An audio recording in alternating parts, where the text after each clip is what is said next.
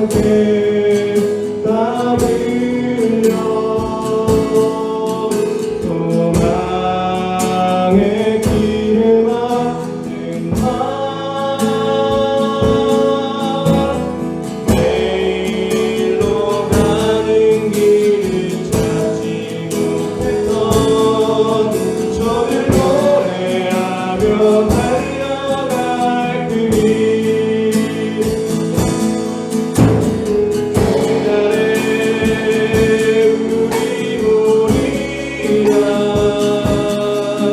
새벽 이슬 같은 선을 일어나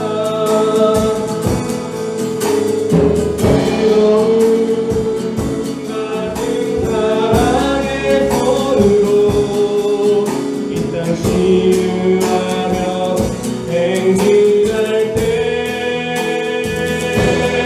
오래 황폐하였던 이 땅 어디 서나 풍년한 꽃들 피어나고 붉은 나무가 가득한 세상 우리 함께 보리라 야너 우리 오늘 눈물로 하늘에 씨앗을 심는 날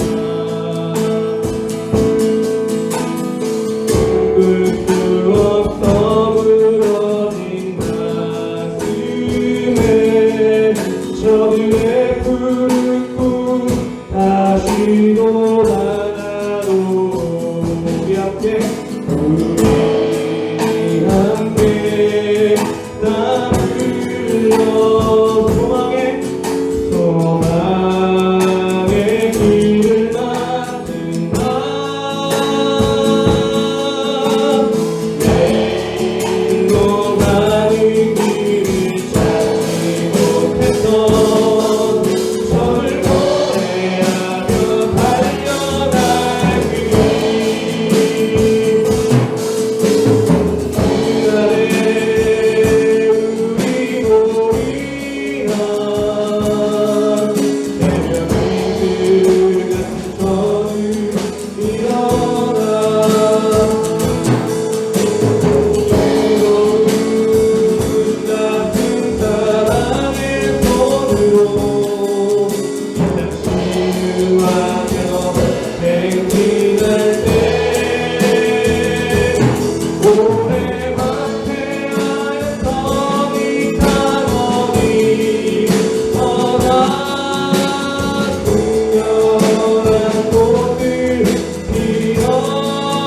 피어나고 붉은 나무가 가득한 세상 우리 함께 보리라 오래 황폐하였던 이 땅 어디 서나 풍년한 꽃들 피어나고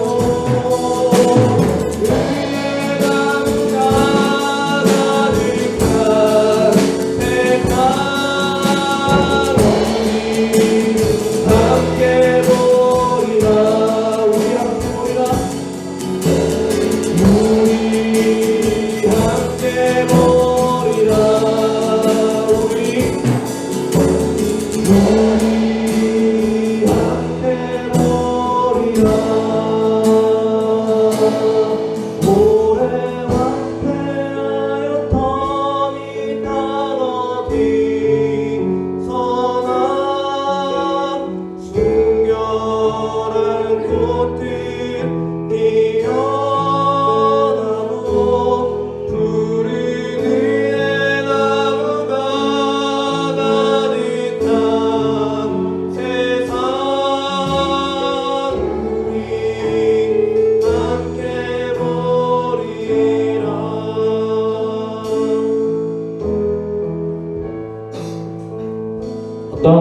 환난 가운데에서도 우리 가운데 은혜를 허락하시고 택하시고 불러주셔서 주의 거룩한 성전 가운데 하나님의 나라 가운데 거하게 하시니 감사합니다.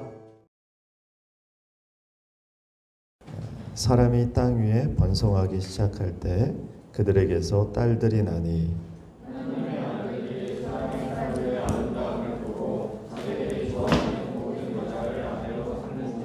여호와께서 이르시되 나의 영이 영원히 사람과 함께하지 아니하리니 이는 그들이 육신이 됨이라. 그러나 그들의 날은 120년이 되리라 하시니라.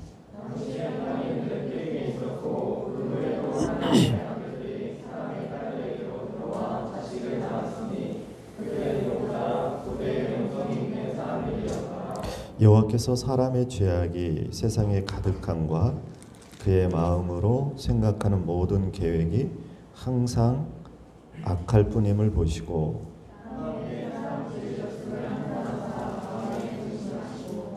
이르시되 내가 창조한 사람을 내가 지면에서 쓸어버리되 사람으로부터 가축과 기는 것과 공중의 새까지 그리하리니 이는 내가 그것들을 지었음을 한탄함이니라 하시니라.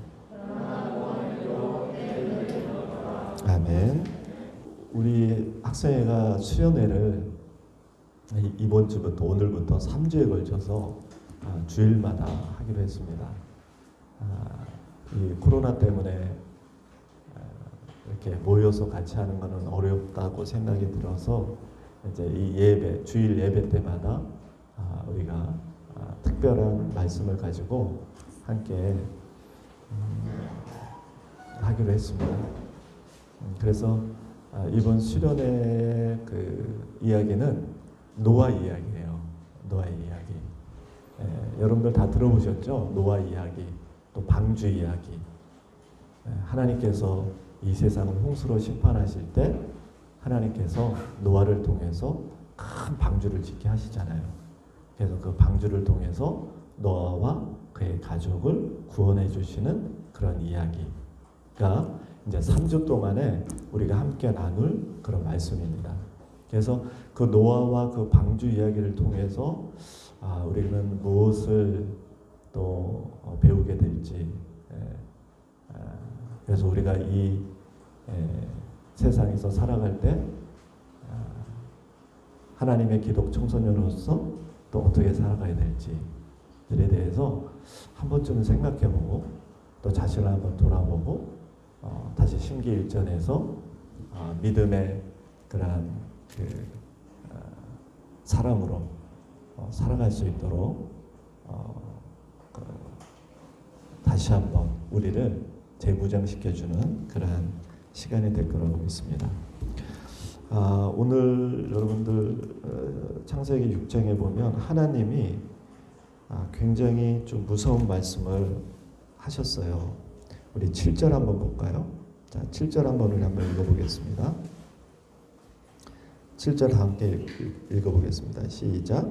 이르시되 내가 창조한 사람을 내가 지면에서 쓸어버리되 사람으로부터 가축과 기는 것과 공중의 새까지 그리하리니 이는 내가 그것들을 지었음을 한탄함이니라 하시니라. 아멘. 하나님께서 창조한 사람, 가축, 그리고 모든 생물들을 하나님께서 이 땅에서 쓸어버리시겠다라는 아주 무서운 말씀을 하셨어요. 그러면서 더 나아가서 어떤 말씀을 하셨냐면 내가 그것들을 지었음을 한탄한다, 그런 말씀을 하셨어요. 그러니까 하나님께서 이 세상을 지으셨잖아요. 사람도 지으시고 새도 지으시고 동물도 지으시고 모든 짐승들을 다 하나님이 지으셨거든요. 그리고 하나님께서 그 모든 지으신 것들을 보시면서 참 좋다, 너무 내 마음에 든다. 그래서 하나님이 지으신 세계가 사람이 너무나 아름다웠어요. 하나님 보시기엔 너무 좋았어요. 근데 하나님께서 어느 순간에 하나님이 지으신 모든 것들을 없애버리고 싶다는 거예요. 다 쓸어버리고 싶다는 거예요. 사람도 짐승도 동물도 다 쓸어버리시겠다는 거예요. 없애시겠다는 거죠. 그러면서 한탄하시는 거예요. 내가 괜히 지었다. 내가 사람도 괜히 지었고 이 세상에 있는 생물들, 짐승들도 괜히 지었구나 라고 하면서 하나님께서 한탄하신다는 거예요. 탄식하신다는 거예요. 아니 하나님께서 왜 갑자기 이러한 무서운 그런 말씀을 하게 되셨을까? 왜 그러셨을까요? 우리 5절, 6절 한번 그 이유가 나오고 있습니다. 함께 읽어보겠습니다. 시작. 여호와께서 사람의 죄악이 세상에 가득함과 그의 마음으로 생각하는 모든 계획이 항상 악할 뿐임을 보시고 6절 땅 위에 사람 지으셨음을 한탄하사 마음에 근심하시고 왜 그럴까요? 죄 때문에 그래요.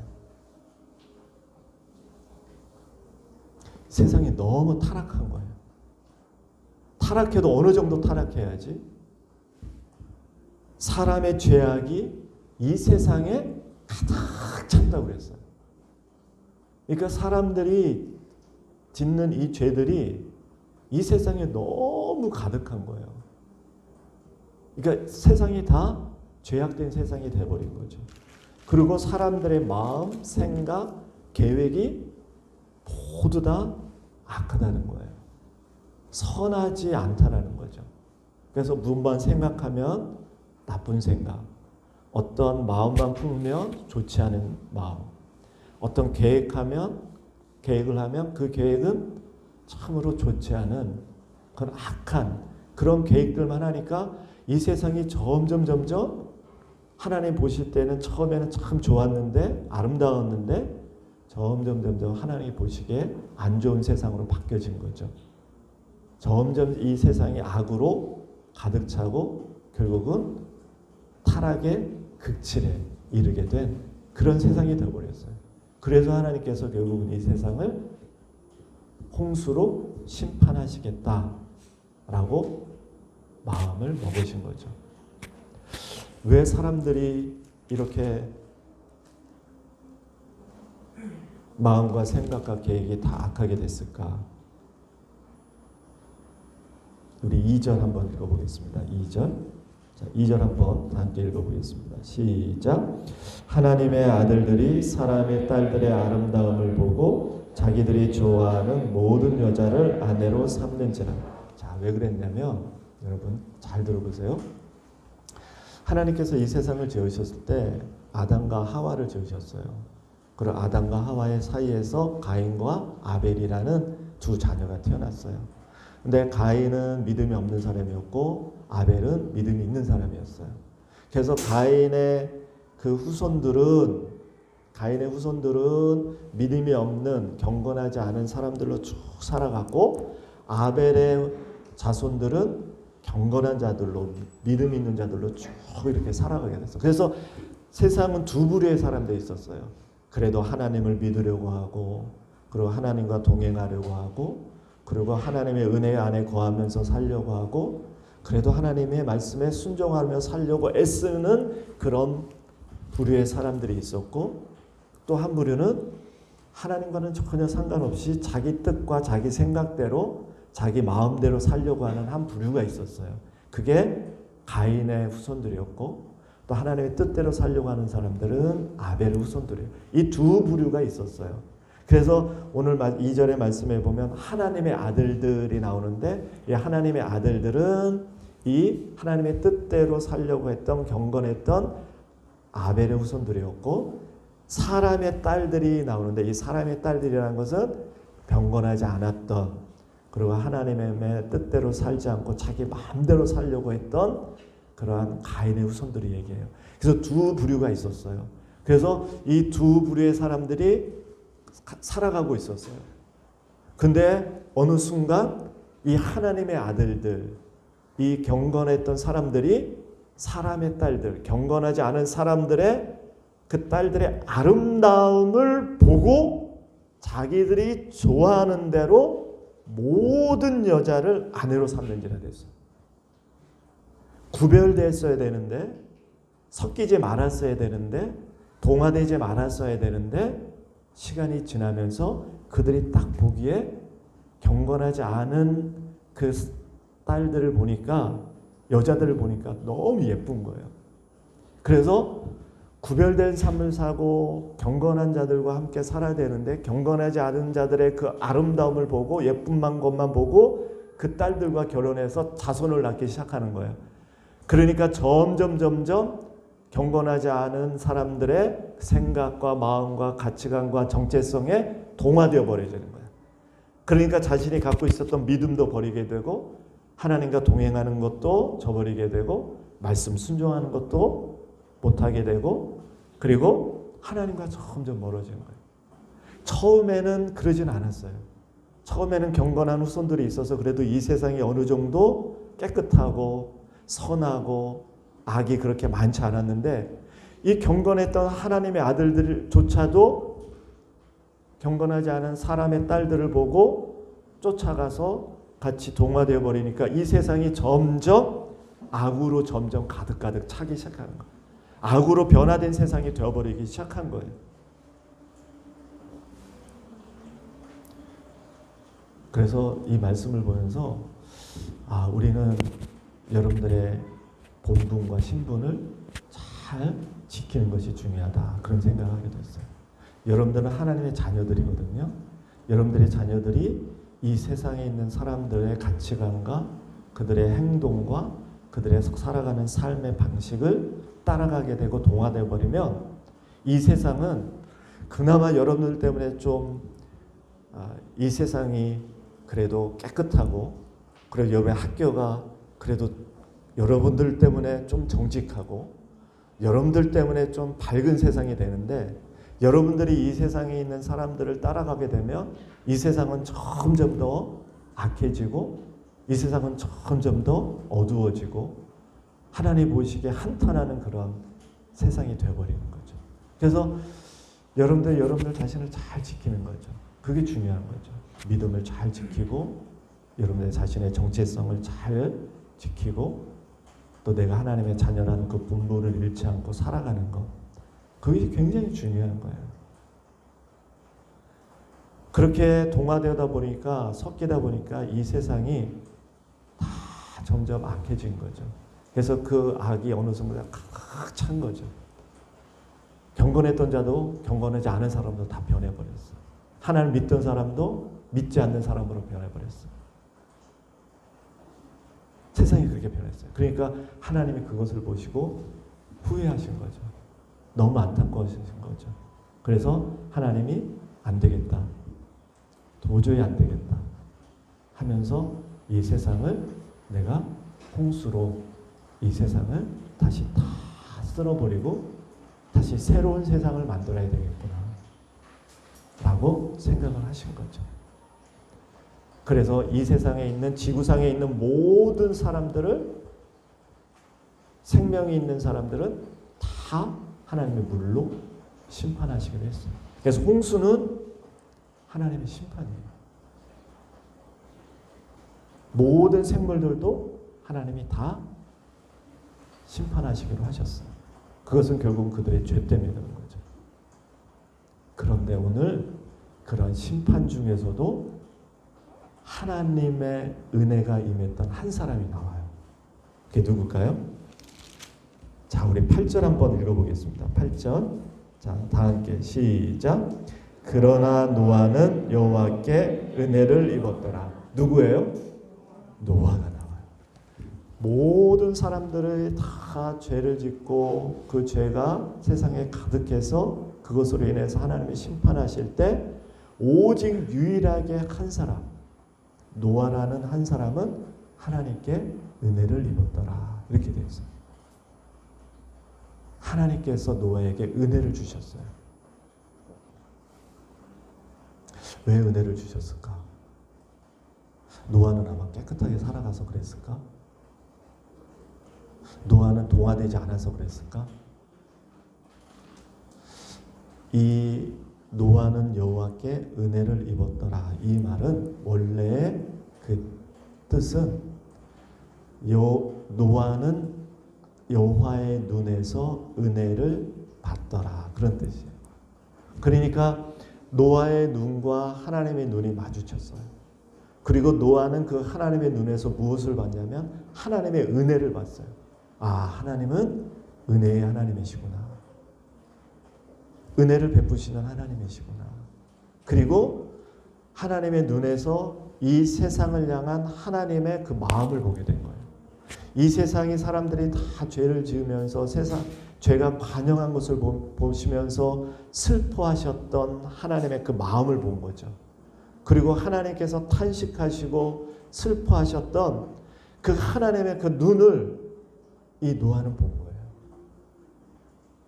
그리고 이 세상을 보시면서 분노하시는 하나님의 그 마음을 이 노아는 하나님의 눈을 통해서 본 거예요. 그러면서 깨달은 거죠. 아, 내가 이렇게 살면 안 되겠구나. 아, 내가 이 세상 사람들은 다 그렇게 살아도 나는 그렇게 살면 안 되겠구나. 하나님의 그 눈 속에서 하나님의 그 마음을 보게 되고 이 세상을 향한 하나님의 그 아픈 그 마음을 보면서 난 이렇게 살면 안 되겠구나 라고 하면서 이 세상 사람들이 다 하나님을 떠나고 이 세상에 동화되고 이 세상을 따라 살았지만 그래도 노아는 의인이 되기 위해서 살아갔고 완전한 자처럼 되기 위해서 살아갔고 그리고 하나님과 동행하며 살아가는 사람이 되었던 거죠. 그래서 하나님의 이 홍수는 심판이기도 하지만 하나님께서 이 홍수를 통해서 또 하나 은혜를 베푸신다는 것을 우리에게 보여주는 거예요. 그래서 하나님은 잘못한 자에게는 반드시 벌을 주시는 하나님이시지만 동시에 하나님은 그 벌을 통해서 하나님의 사랑을 또 깨닫게 하시고 다시 하나님께로 돌아오게 하시는 하나님의 그 은혜가 그 안에 있다는 것을 우리에게 보여주고 있는 것이죠. 그래서 이 노아는 그 하나님의 은혜를 입은 사람이 됐어요. 그래서 하나님께서 이 노아에게 방주를 지으라고 하세요. 그리고 그 방주 안에 너와 너의 가족들이 다 들어가고 살아있는 생물들 암수 한 쌍씩 다 들어가라. 그리고 나면 내가 홍수를 내려서 이 짐에 있는 걸 모두 다 심판하겠다. 하지만 너와 너의 가족과 방주 안에 들어간 모든 생물들은 다 살아게 될 것이다. 이게 바로 하나님의 은혜. 이것이 바로 은혜를 받은 그 노아에게 베풀으셨던 하나님의 축복이에요. 네. 여러분, 지금 우리가 살아가고 있는 이 시대는 어쩌면 마지막 때라고 그렇게 예수님께서 말씀을 하셨어요. 그래서 지금 이 마지막 때를 마치 노아의 때와 같다라고 그렇게 말씀하셨어요. 예수님께서. 그래서 하나님께서는 우리에게 그렇게 말씀하시는 거죠. 지금 너희들이 살아가고 있는 시대는 노아가 살고 있는 시대와 비슷하다. 아니, 노아가 살고 있는 시대보다 더 심한 그런 악한 세상에서 살아가고 있다. 그때 너희들이 이 세상에 동화되어 가고 이 세상에 따라 살아가고 하나님에 대한 믿음을 버리고 예배를 포기하고 자기 눈에 보기에 좋은 대로만 선택하고 결정하고 그렇게 행동할 때 결국은 하나님의 심판이 임하게 될 것이다. 그게 하나님께서 우리에게 주신 메시지. 하지만 그 가운데서도 하나님은 은혜를 베푸시는 하나님이시다. 은혜를 베푸시는 그 하나님을 바라보면서 그 하나님에 대한 믿음을 잃지 않고 노아처럼 그 믿음을 따라 살아갈 때 하나님께서는 그런 사람들에게 반드시 축복해 주시고 구원해 주시고 하나님께서 이 악한 세상에서 하나님께서 주시는 새로운 그러한 사명을 감당하도록 하게 해주실 것이다. 그렇게 말씀하고 계시는 거죠. 거창고등학교 하나만 소개해주고 마칠게요. 거창고등학교는 거창에 있는 고등학교예요. 처음에는 그렇게 유명하지 않은 고등학교였는데 어느 순간에 이 학교가 전국에서 수재가 몰리는 그러한 아주 유명한 고등학교가 됐어요. 근데 이 거창고등학교에 직업 선택 10계명이 있다고 하더라고요. 한번 잘 들어보세요. 거창고등학교 직업 선택의 10계명. 1.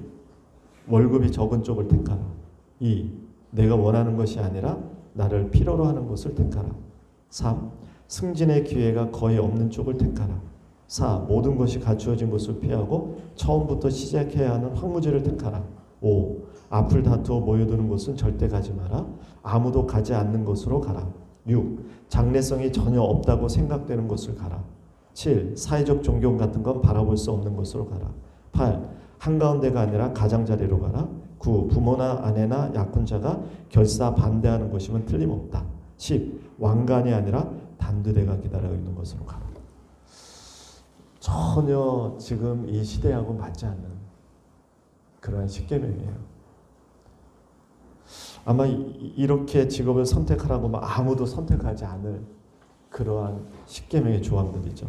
이것은 이 학교에 이미 돌아가셨지만 전영찬 교장 선생님이라고 계시는데 이분이 아주 유명한 대학의 부총장으로 초청을 받았는데 그걸 거절하고 거창고등학교 시골고등학교 내려가서 그 학교에 부임하셔서 만드신 십계명이라고 해요. 그러니까 무슨 얘기예요?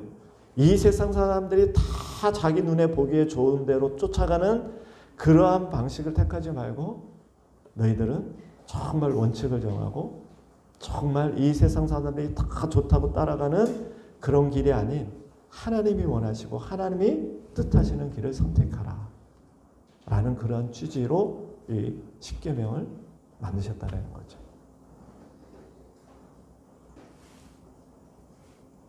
이 십계명에